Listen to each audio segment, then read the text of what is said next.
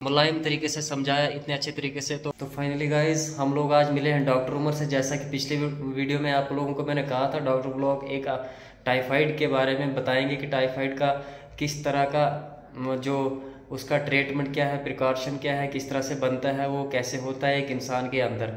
तो चलिए डॉक्टर उमर के साथ। Hello everyone. जो हमारे यहाँ मोस्ट कॉमन जो अक्सर आ जाते हैं हमारे पास के फीवर लेके, उनमें से एक जो फीवर है वो है टाइफाइड फीवर। तो मैं आपको बताऊंगा कि टाइफाइड फीवर को कब हमें घबराना चाहिए, इसमें क्या क्या प्रिकॉशंस लेनी चाहिए, इसमें क्या साइंस एंड सिम्टम्स है, हम डायग्नोज कैसे करते हैं, और ट्रीटमेंट पार्ट में मैं बताऊंगा कि क्या लेना चाहिए, और फाइनली किस किस पार्ट में किस सर्जरी किस में जाती है।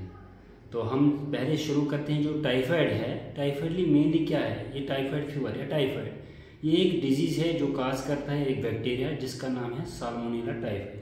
तो ये कैसे फैलती है, ये इसके बहुत सारे तरीके हैं। जो फर्स्ट जो मेन काज होता है, अगर हम इंजेस्ट करते हैं कोई कंटेमिनेटेड चीज़ जो एक इन्फेक्टेड पर्सन के फीसिस से टच हुआ हो, जैसे लाइक हम कोई भी खाना खाते हैं बिना हाथ धोए, या कोई मेवा खाते हैं बिना हाथ धोए, क्योंकि पानी जो हमारा है वो कंटेमिनेटेड होता है। क्योंकि आजकल हमारे जो है कि सैनिटरी सिस्टम साफ नहीं है, तो उस वजह से हमारे हाथ भी गंदे रहते हैं, उस वजह से अंदर भी इन्फेक्शन चला जाता है, जो होता है साल्मोनेला टाइफी या पैरासाल्मोनेला टाइफी जो होता है। ये बैक्टीरिया एक है जो काज करता है हमें ये फीवर। इसकी अलग अलग सिम्टम्स है। जो मोस्ट कॉमन सिम्टम होता है, जो हमारे पास पेशेंट लेके आ जाते हैं कि हाँ फीवर है, कब से है, उतर नहीं रहा है, कितना टाइम हो गया, 1 हफ्ता 2 हफ्ते 3 हफ्ते लेके आ जाते हैं कि 3 हफ्तों से हम फीवर आया है, कम नहीं हो रहा है, हमने दवाई ली थी। तो हम क्या करते हैं कि ट्रीटमेंट लेते हैं, लेकिन सही तरीके से उसकी ट्रीटमेंट नहीं लेते हैं। इसकी जो होता है अलग अलग वीक में अलग अलग सिम्टम्स दिख जाते हैं।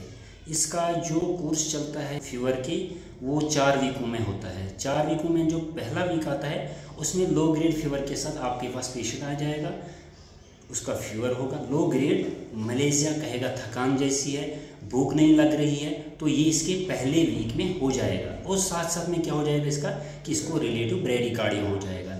तो जब भी आपके पास पेशेंट आ जाएगा कि मुझे लो ग्रेड फीवर है और थकान सी महसूस हो रही है, भूख नहीं लग रही है, तो आप उसकी जब हम वाइटल्स चेक करते हैं, बीपी देखते हैं, हार्ट रेट देखते हैं, SpO2 देखते हैं, उसकी जो हार्ट रेट होगी वो कम होगी। उसके बाद जो पेशेंट होता है वो चला जाता है सेकंड वीक में। जब सेकंड वीक में चला जाता है उस टाइम हमें जो उसकी ब्लड हिस्ट्री में आता है, उस टाइम में पता चल जाता है कि जो बैक्टीरिया काज करते हैं साल्मोनेला टाइफी वो ब्लड हिस्ट्री में अपनी एंटीजेन्स दिखा जाते हैं। इसलिए हम एक टेस्ट करते हैं जिसका हमने शॉर्ट में नाम रखा है बासू, मतलब ब्लड, फिर एंटीजन AS, फिर जो स्पेसिमेन हम लेते हैं, उसके बाद यू जो यूरिन हम लास्ट में लेते हैं। तो सेकंड वीक में क्या हो जाएगा, स्टेक्सिस, नाक से खून आ जाएगा और हाई ग्रेड फीवर आ जाता है। इसीलिए हम विडाल टेस्ट जो होता है वो कभी भी फर्स्ट वीक में पॉजिटिव नहीं दिखाएगा, वो सेकंड वीक में आ जाता है। जब हाई ग्रेड फीवर आ जाएगा तो उस टाइम आपका विडाल टेस्ट जो होता है पॉजिटिव दिखाई देगा। उसके बाद ये थर्ड वीक में चला जाता है।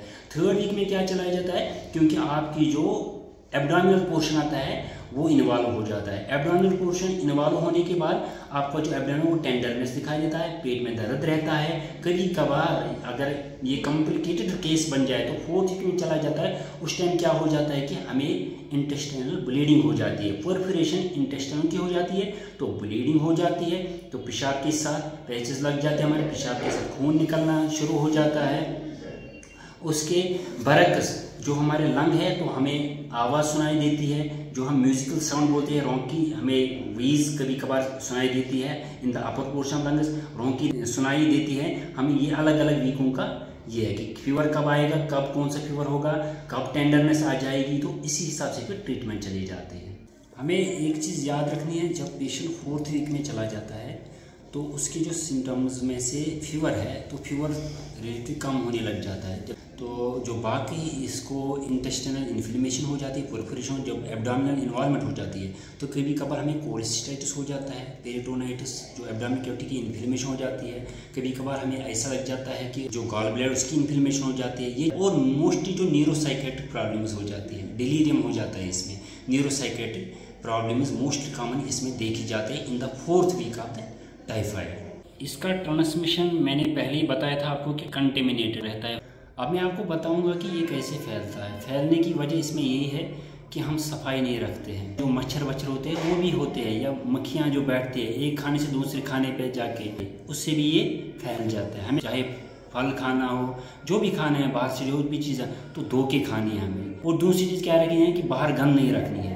बाहर जो हम कुछ भी डालते हैं कूड़ा करकट, वो क्या करना है, वो डंप करना है। जो भी हम बाहर डालते हैं उससे मक्खियाँ उठ जाती हैं, आके उस गंद पे बैठ के फिर हमारे खाने पे बैठ जाती है, उस वजह से हमें इन्फेक्शन हो जाता है। तो हमें क्या करना है, हाइजीन रहना है कि साफ सफाई करके रखनी है। हर कोई चीज़ जो भी खाना है पहले खाने से पहले उसको धोना है। तो हमारे जो ट्रीटमेंट पार्ट है, तो हमने कह दिया कि हम अक्सर विडाल टेस्ट आ जाता है, कोई भी पेशेंट आ जाए तो हम उसको लिख देते हैं विडाल टेस्ट। विडाल टेस्ट जब हम करते हैं वो पॉजिटिव दिखाता है, बहुत लेट दिखाता है, तो तब तक उस पेशेंट की क्या वो 3rd या 4th वीक में चला जाता है अगर उसको परफोरेशन हो जाए।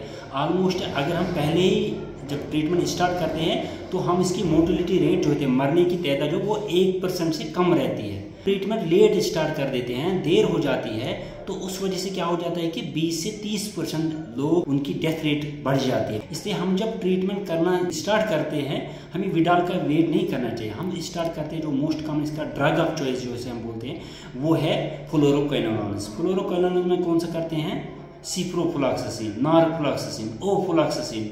अगर ये अवेलेबल ना हो तो हम क्या जा सकते हैं, हम सिफेलोस्पिरिन पे जाते हैं। अक्सर हम इंजेक्टेबल फॉर्म में यहाँ पे यूज़ करते हैं कौन सा, सेफ्ट्राक्सोन, सेफ्रोटाजिम भी यूज़ कर सकते हैं।